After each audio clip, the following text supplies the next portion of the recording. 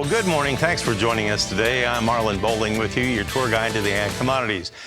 It's Thursday. You know what Thursday means. Thursday means it's time for weekly export sales day, and we did, in fact, get weekly export sales numbers just a little bit ago. And let's take a look at what we had this particular week. All right. Well, on the corn, we had sales reported last week of 263,900 tons. Now, that actually was an improvement over what we had last week.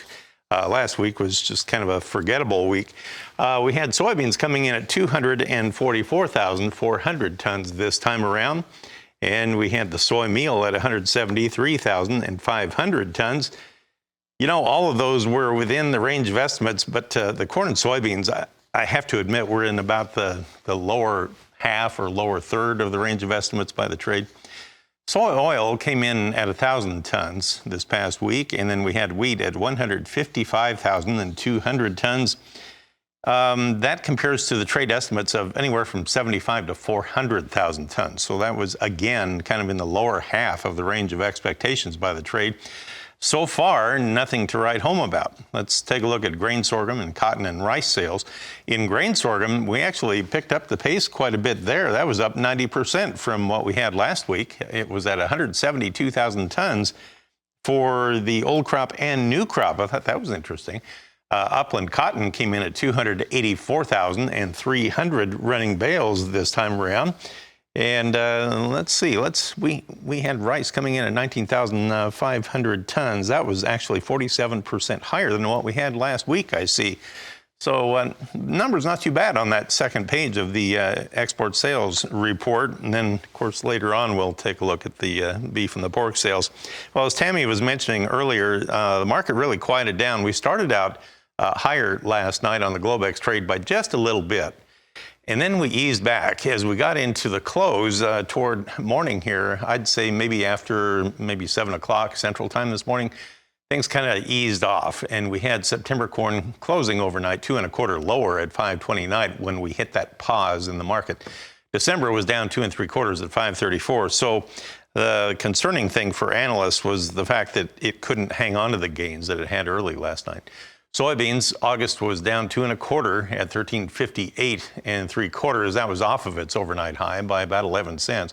November soybeans, well, they were down 2 1/4 at 1262 3/4. That was 13 cents off of its overnight high there. Now, in the wheat in Chicago, we had September 2 cents lower at 667 3/4. About 8 cents off of its overnight high. On Kansas City, we had September trading at 802 on the close. That was down 3 3/4 cents. You know, it hit $8 in the quarter, but it bounced away from $8 just a little bit. It didn't take it out. It could be noteworthy. Spring wheat trade, you had September a penny and a half higher at 819 3/4. And in the cotton, we had December 38 points higher at 77.74 this morning. We have Brian Hoops on the line. He's with Midwest Market Solutions. So export sales, Brian, not overly exciting, I guess. No, they're pretty disappointing. You look at the corn and the soybean sales, they were around 10 million bushels when you combine the old crop and the new crop marketing seasons. China noticeably absent. Mexico, the biggest buyer of soybeans from the U.S. this week. Japan, biggest buyer of U.S. corn. And the wheat sales, which should be improving as we go into our harvest timeframe. This is when we get the bulk of our export businesses right at the harvest into the next several months, and we're really not seeing much of an improvement there. So our export pace for the new crop marketing year for corn, soybeans, and for wheat, all very disappointing start, and we're not seeing much help in the way of this export sales number. And it's probably a good thing we're not trading these exports. We're more focused on weather, which continues to look fairly wet for some of the driest areas of Iowa and into Illinois. Even the longer term models are starting to cool off a little bit, adding more rain. And so it will be a struggle here for the grain markets to have some sort of recovery unless these models flip around or the rains bust. Probably the best case scenario today ahead of the stocks report out tomorrow is you can try and find some consolidation. We mentioned overnight we were trying to trade higher. We slipped a little bit, but if we could kind of trade back and forth instead of this 20, 30 cent lower type trade, that would be just a sign that maybe the market has digested all this rain that is coming and that we're ready to consolidate. Maybe some short covering or some hedge lifting will take us into the report on Friday morning. Soybeans so far have held yesterday's lows, but that would be kind of a minor victory. If we're able to, that could lead to some more short covering. Okay, we'll return in a moment, and I want to get your thoughts on the export sales on the meats. We'll talk about that when we come back. So glad you could join us today on a Thursday. Well, this is Report Eve. There's a lot of stuff coming up here over the next few trading sessions. So as I keep saying, buckle up. It could be a bumpy ride here for quite a while. Now, today we had USDA's export sales numbers, and Brian Hoops and I were just talking about that on the grain side. We had numbers for beef and pork, too. Let's take a look at what we had. All right, well, we had the beef coming in at 12,000 tons for this past week. Brian, that, they say, was down 9% from what we had the previous week. And let's look at the pork, 26,700 tons, and that was down 7% from what we had the week before. All in all, this weekly export sales report was not very exciting for anybody, grain or livestock producers. No, unfortunately, it wasn't. Mexico bought, I think, about 15,000 metric tons of that 26 of pork. So Mexico was a huge buyer. And in the case of beef, it was China and Japan buying about 5,000 tons of that 12 total. So a couple countries coming in fairly aggressive fashion, but just not overall any very good sales. Of course, Hog's probably going to focus more on that quarterly hog and pig report that comes out after the close today.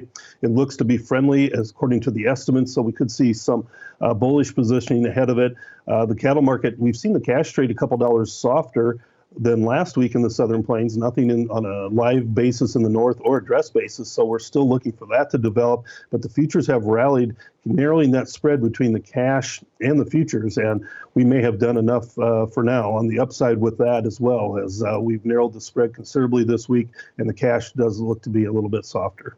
Well, let's look at how we finished yesterday in our livestock trade. We'll take a look at our quotes provided by Bar Chart. On the live cattle board, it was a pretty positive session yesterday with the August up $1.37. So we finished at 173.87 yesterday. Now, meanwhile, on the feeder cattle market, you had the August up $1.75. Now, it was interesting. You had all the months over $1 higher yesterday, and August and September were both $1.75 higher.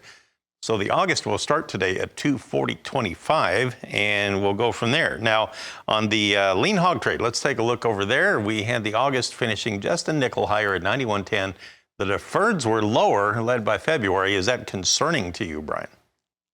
To a little bit of an extent, a lot of spread trade being noted in here. Looks like the front months are going to be pretty tight as far as supplies go, according to this report.